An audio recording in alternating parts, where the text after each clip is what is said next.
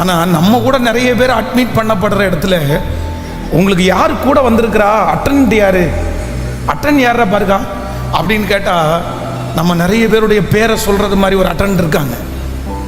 ஒன்று அப்பாவுடைய பேர் சொல்லுவோம், இல்லை அம்மாவுடைய பேரை சொல்லுவோம், இல்லை யாரோ ஒருத்தருடைய ஃப்ரெண்டுடைய பேரை சொல்லுவோம். ஆனால் உண்மையிலே ரொம்ப வேதனை என்ன தெரியுமா, இதே ஜிஹெச் கவர்மெண்ட் ஹாஸ்பிட்டலில் போய் பார்த்தா கூட இன்றைக்கி சில நோயாளிகள் வந்து உனக்கு அட்டனண்ட் யார் இருக்கா அப்படின்னு கேட்டால் யாருமே இல்லைப்பா, யாருமே இல்லைப்பா.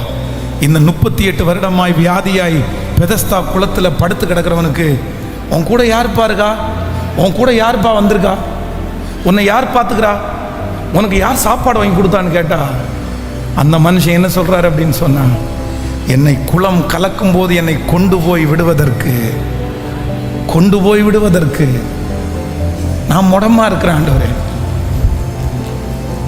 நான் முடமா இருக்கிறேன் ஆண்டவரே, என்னை இந்த இடத்துல கொண்டு போய் விடுங்கன்னு சொல்றதுக்கு கூட யாருக்கும் எனக்கு தகுதியே இல்லை, எனக்கு தகுதியே இல்லை. எனக்கு பிள்ளைங்க இருந்தும் நான் தனிமையா இருக்கிறேன், எனக்கு கணவனார் இருந்து நான் தனிமையா இருக்கிறேன், என் மனைவி இருந்தும் நான் தனிமையா இருக்கிறேன். என்னை கொண்டு போய் விடுவதற்கு யாரும் இல்லை, எனக்கு 5 ரூபா கொடுத்து இதை செய்யணும்னு சொல்றதுக்கு யாரும் இல்லை, என்னை தட்டி கொடுக்கறதுக்கு யாரும் இல்லை, என்னை முன்னாடி உந்தி தள்ளுறதுக்கு யாரும் இல்லை, பின்னாடி இழுக்கிறதுக்கு 1000 பேர் இருக்காங்க. அந்த கூட்டத்தில் இருக்கிற நிறைய பேர் மறைக்கிறதுக்கு நிறைய பேர் ஆயத்தமா இருக்காங்க. ஒருவேளை இந்த 38 வருடமா இருக்கிறவன், எப்பா நான் அற்புதத்தை தான் நான் பார்க்கலப்பா, ஆனா அற்புதம் நடக்கிறதையாவது நான் பார்க்கிறேன்ப்பா, கொஞ்சம் யாராவது வழி விடுவீங்களா, அந்த குளத்தை நான் பார்க்கட்டுமே, அந்த குளத்துல யார் விடுதலை யாரான்னு நான் பார்க்கட்டுமே.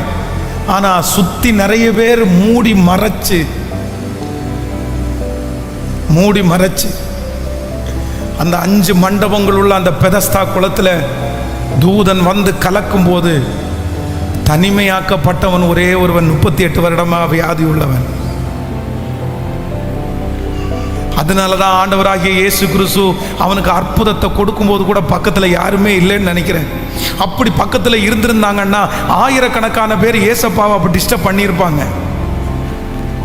ஆனா யாரும் அறியாத அவனை கர்த்தர் அறிந்தார்.